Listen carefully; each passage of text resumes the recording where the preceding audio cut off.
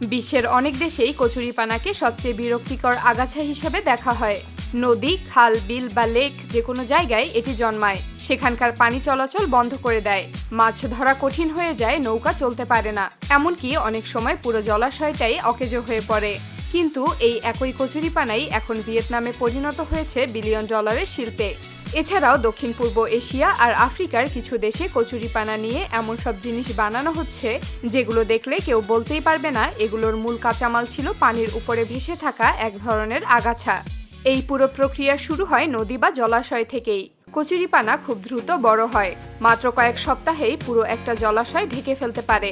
আগে এই কচুরিপানা তুলে ফেলে দিতে আলাদা খরচ করতে হতো, কিন্তু এখন অনেক জায়গায় ফ্যাক্টরির সাথে সরাসরি চুক্তি থাকে। স্থানীয় মানুষজন নৌকা দিয়ে কচুরিপানা তুলে আনে, আর সেগুলো কিনে নেয় কোম্পানি বা এজেন্টরা।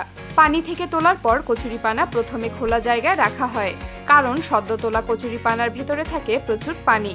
সরাসরি ফ্যাক্টরিতে নিলে ওজন বেশি হয় আর প্রসেস করাও কঠিন হয়ে যায়, তাই এগুলো কিছুক্ষণ রোদে রাখা হয় যাতে অতিরিক্ত পানি ঝরে যায়। এরপর ট্রাক ভর্তি করে কচুরিপানা ফ্যাক্টরিতে পাঠানো হয়। ফ্যাক্টরিতে ঢুকলেই প্রথম ধাপে শুরু হয় পরিষ্কার করার কাজ। কচুরিপানার শিকড়ের সাথে কাদা, শ্যাওলা আর নানা ধরনের ময়লা লেগে থাকে। বড় বড় ওয়াশিং ইউনিটে পানি দিয়ে ভালোভাবে ধুয়ে নেওয়া হয় যাতে সব ময়লা সরে যায়। পরিষ্কার হওয়ার পর কচুরিপানা আলাদা করা হয়, সব অংশ এক কাজে লাগে না। উপরের সবুজ অংশ আর নিচের মোটা ডাঁট আলাদা করা হয়, কারণ আসল কাজের জিনিস থাকে এই ডাটার ভেতরে।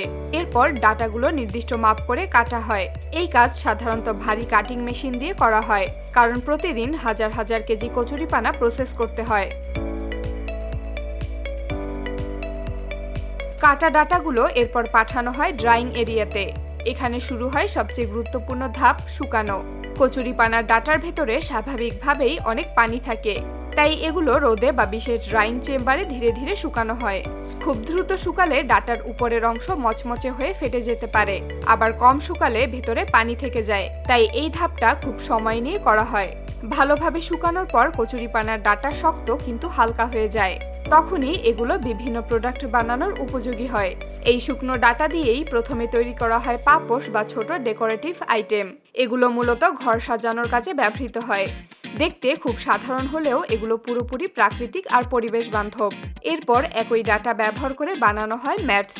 এই ম্যাটগুলো দেখতে অনেকটা বেত বা প্লাস্টিক ম্যাটের মতো, কিন্তু আরো হালকা হয়। এগুলো বসার জন্য, নামাজের জন্য বা সাধারণ ঘরের কাজে ব্যবহার করা হয়। এই ম্যাটেরই উন্নত সংস্করণ হলো ইয়োগা ম্যাট। কচুরিপানার ডাটা নির্দিষ্ট প্যাটার্নে সাজিয়ে চাপ দিয়ে তৈরি করা হয় ইয়োগা ম্যাট। এগুলো খুব বেশি নরম না হলেও শরীরের ভার ভালোভাবে ধরে রাখে। জানলে অবাক হবেন, এই ইয়োগা ম্যাট বাইরের দেশে কয়েক হাজার টাকায় বিক্রি হয়। শুকনো ডাটা দিয়েই তৈরি হয় বিভিন্ন ধরনের ফুলদানি। এখানে ডাটাগুলো নির্দিষ্ট ছাঁচের ভিতরে বসিয়ে আকার দেওয়া হয়। এরপর বাইরের অংশ মসৃণ করে কাটিং দেওয়া হয়, যাতে দেখতে সুন্দর হয় এবং দীর্ঘদিন টেকে। এইসব প্রোডাক্ট বানানোর পর সেগুলো আবার ভালোভাবে শুকানো হয়। তারপর কোয়ালিটি চেক করা হয়, কোথাও ফাঁক আছে কিনা, আকার ঠিক আছে কিনা, ভেঙে যাওয়ার ঝুঁকি আছে কিনা, সবকিছু দেখা হয়। ঠিক না হলে সেগুলো আবার প্রসেসিং লাইনে ফেরত যায়। এবার আসে কচুরিপানার ডাটা থেকে ফাইবার আলাদা করার ধাপ।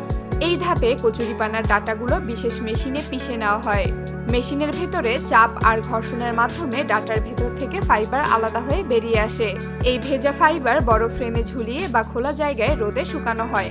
ধীরে ধীরে শুকাতে শুকাতে এই ফাইবার সুতার মতো হয়ে যায়। এই শুকনো ফাইবার দিয়েই তৈরি হয় মাদুর। এই মাদুরগুলো খুব টেকসই হয় এবং সহজে নষ্ট হয় না।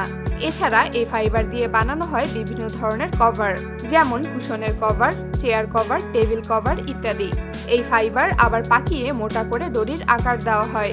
সেই দড়ি দিয়ে আরো নানা ধরনের ব্যবহারযোগ্য জিনিস তৈরি করা হয়। সবশেষে তৈরি হওয়া সব পণ্য স্থানীয় বাজারে, হোটেল, রেস্টুরেন্ট অথবা বিদেশে এক্সপোর্টের জন্য পাঠানো হয়। একসময় যে কচুরিপানাকে জলাশয়ের সমস্যা মনে করা হতো, আজ সেই কচুরিপানার ডাটাই মিলিয়ন ডলারের ইন্ডাস্ট্রি চালাচ্ছে।